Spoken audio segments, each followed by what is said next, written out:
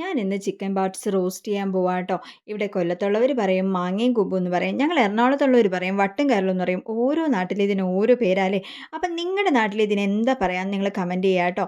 അപ്പം ഞാൻ ഇതിനെ വേവിക്കാൻ വെക്കുകയാണ്. ഇച്ചിരി മഞ്ഞൾപ്പൊടി, ഇച്ചിരി കുരുമുളക് പൊടിയും, ആവശ്യത്തിനുള്ള വെള്ളവും ഉപ്പും എല്ലാം ചേർത്തിട്ട് ഒരിച്ചിരി ഇഞ്ചി വെളുത്തുള്ളി പേസ്റ്റും കൂടി ഇട്ടിട്ട് ഇതിനെ നന്നായിട്ട് വേവിക്കാൻ വെക്കുക. അത്യാവശ്യം നല്ല വേവുണ്ട്. ഒരു 5-6 വിസിലങ്ങ് വന്നോട്ടെ.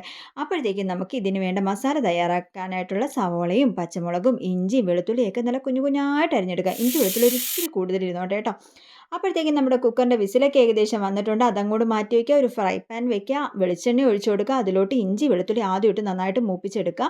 അതിലേക്ക് നമ്മുടെ സവോള ഇട്ട് വഴണ്ട് വരുമ്പോഴത്തേക്കും മുളക് പൊടി, മഞ്ഞൾപ്പൊടി, മല്ലിപ്പൊടി, കുരുമുളക് പൊടി ഒഴിച്ചു കൊടുക്കുക. മസാലപ്പൊടി ഞാൻ ഇട്ടിട്ടില്ല.